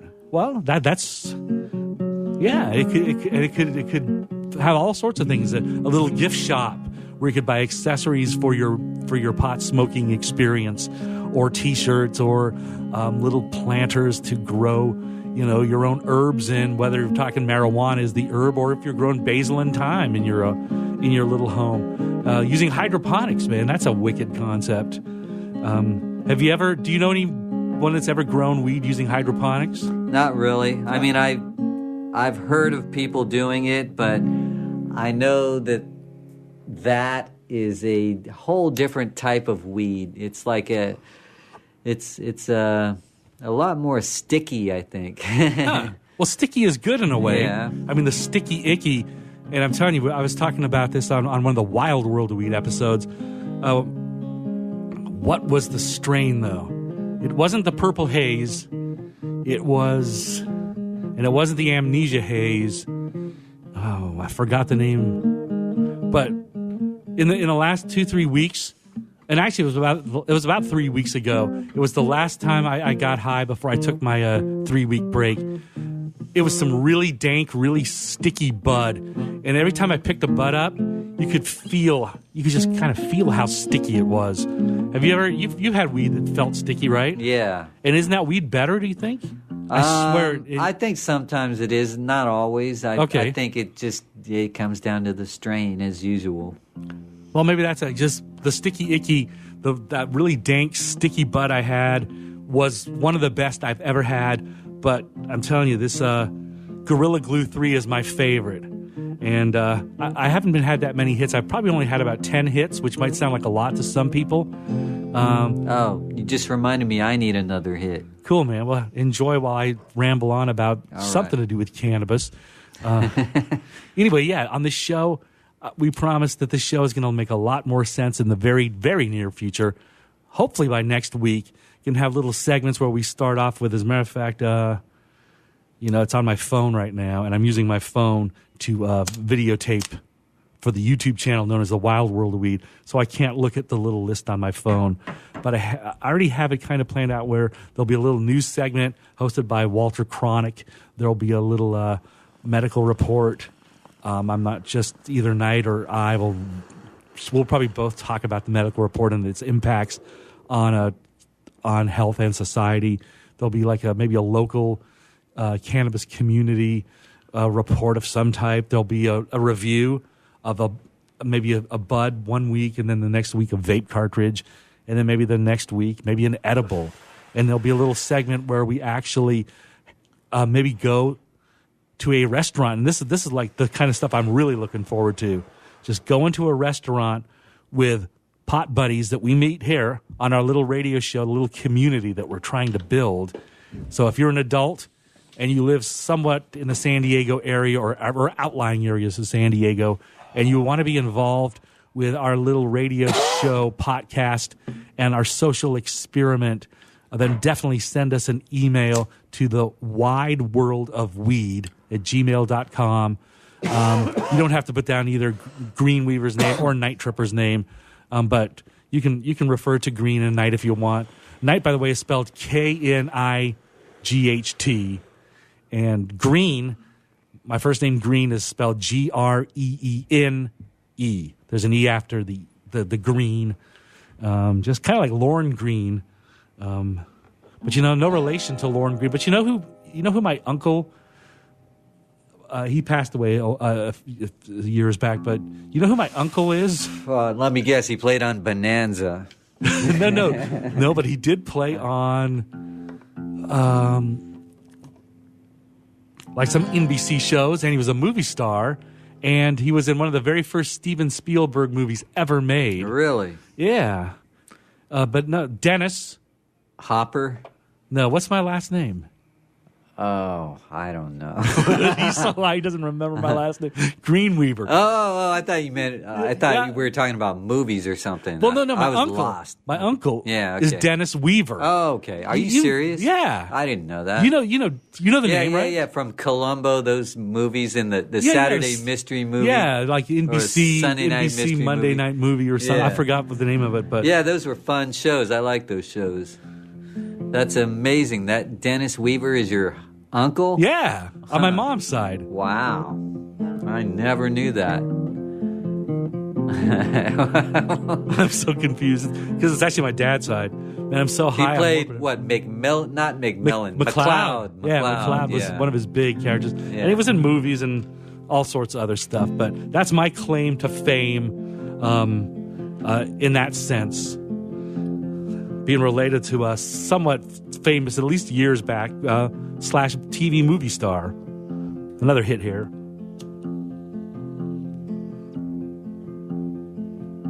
Once I was in a home movie. Does that count as a movie star? Sure, man, especially if you were high. You know that the internet, especially social media, has turned everybody into some kind of pop culture artist in some way, or a journalist? Could you know what? Let me say something real quick, and then I want you to repeat yourself, because I heard you, but I didn't hear a word you said. Oh, weird. Because my mind is like Hope I don't forget it in a minute. Yeah. Okay, go ahead. Because I already forgot what I was. I was going to say I could keep hitting, but I want to drive in about 2.5 hours. So I'm not having any more hits, and it's only because I don't want to get so high that I can't be driving for 4 hours. So I'm just going to stop right there. And I'm feeling great, flying kind of, if I were to rate this high, I'd say at the moment it's about a 7 or an 8 on a scale of 1 to 10.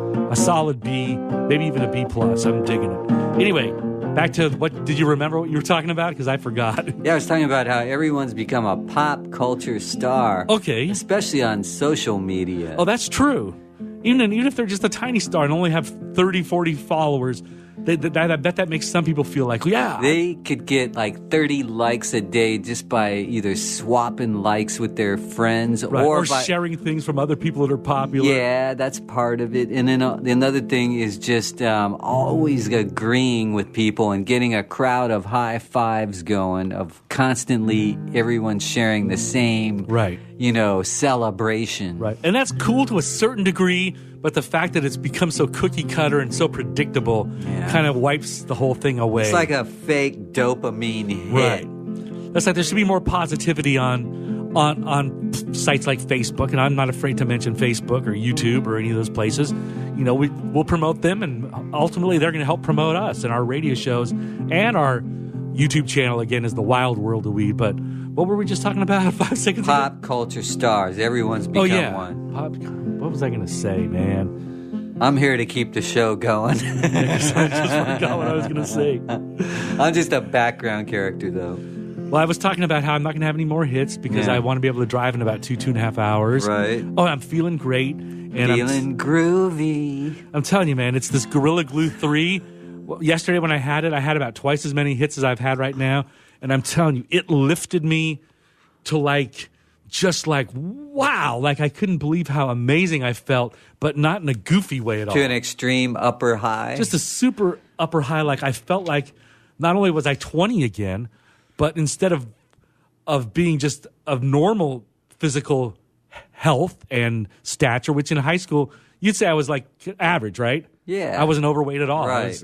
And I wasn't a wimp either. I was just like a normal, all-American kind of looking dude. I swam almost every day, super active. I used to ride my bike to school. So I guess I was active. So but I was able to run a 6-minute mile. And now why am I talking about that? Oh, yeah. Because I felt great in high school. I swear to God, I felt like I was naturally high on a regular basis without any pot. But this weed, right now, I feel like 5 times better than I ever remember feeling in high school. And probably the high I had last night, best high I've ever had in my life. I felt like I was 20 years old, but that I was a super athlete and a super intellect, like a math genius and a literary genius and an artistic genius and a creator of concepts and thoughts and new religions that the entire world would embrace. And I'm starting to feel that way again. So I guess marijuana can make you goofy. But at the same time, I swear to God, it's given me so many great ideas. And should I share one of them right now real quick? Go for it. Okay, well, I hope no one steals this idea. I'm thinking about, and it's so, maybe I shouldn't talk about this idea. You know what? I'll just be super general. A great concept for a new board game that's based on climbing the charts, like a music-related game. But then I said, you know what? Licensing that might be expensive because I want to use the songs, and the game won't be fun unless I can actually use the original records, whether it's Unchained Melody by the Righteous Brothers or Hey Jude by the Beatles or Sausalito Summer Nights is a one-hit wonder by Diesel or whatever darn song it gets featured in the game. I have to pay for all that, and that's expensive, and then I won't make a profit. But then I said, unless it's like local music, like jokers like me. Well, that's true, but then the game becomes super hard to play because no one's going to know. Most people across the nation aren't going to know your music. I know. And that's a bummer. But I know. But to get to my point, I saw instead of making it a music game, why can't it be the same concept of climbing up some kind of chart, but be based on marijuana and like kind of like one of those games like Life, where you decide, do I want to be a grower or do I want to be a dispensary or do I want to just be a billionaire consumer or a talk show host that talks about pot? Yeah, but the game could have like all these like 5 or 6 different types of people you could be, and then you play the game based on cannabis, and it's way too complicated for me to go into now, especially we only have about a minute and a half left before the show wraps. But I do want to thank you, Knight, for helping this episode fly by quickly. Thank you. And I feel awesome. And I promise anyone listening right now, please go to our YouTube channel. And there's only be like 1 or 2 videos up, but and maybe by the time you hear this, it's going to be like a month or 2 from now. So maybe we'll have a lot more videos up by then. But just remember, our YouTube channel is The Wild World of Weed. Come back each and every Saturday from 4 to 5 for more episodes of The Wide World of Weed with Night Tripper and me, Greenweaver. And we promise to have like way more serious content in future episodes. Again, the medical reports and reviews and bud tender interviews and some comedy and some original music and all sorts of good stuff. But I guess we're going to wrap things up right now by thanking you for being a pot buddy, for being a fan. Say goodbye, Mr. Tripper. See ya, Green. All right, man. Have a good one. Stay high. And this has been a Stay High Dreammaker production on WSRadio.com.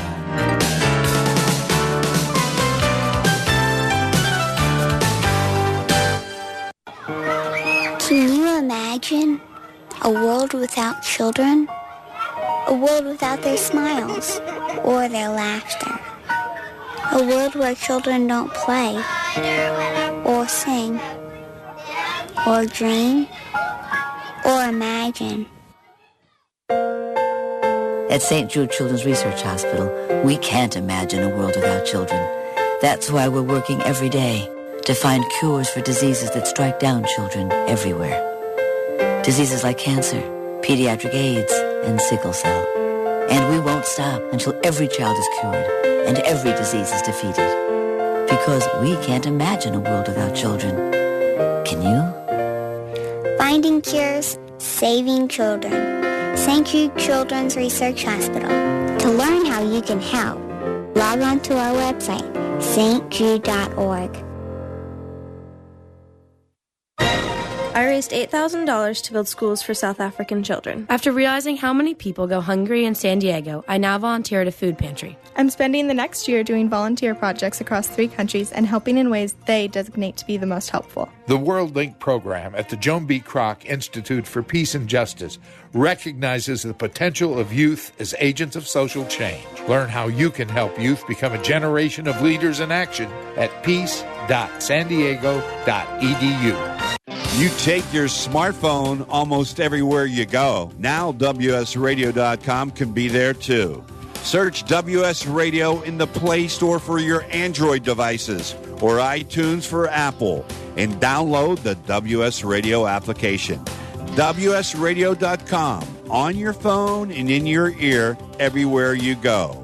Download the WS Radio application. Do it now. It's very easy. WSRadio.com. You were born to do one amazing thing, but most people spend a lifetime trying to identify what it is. If you're in a job you don't like or are unemployed, if you're in a state of transition or just can't shake that nagging feeling that you were meant and made to do something extraordinary, then the Reinvention Workshop is exactly what you need. Led by award-winning self-help author Steve Olsher, the Reinvention Workshop will forever change your life.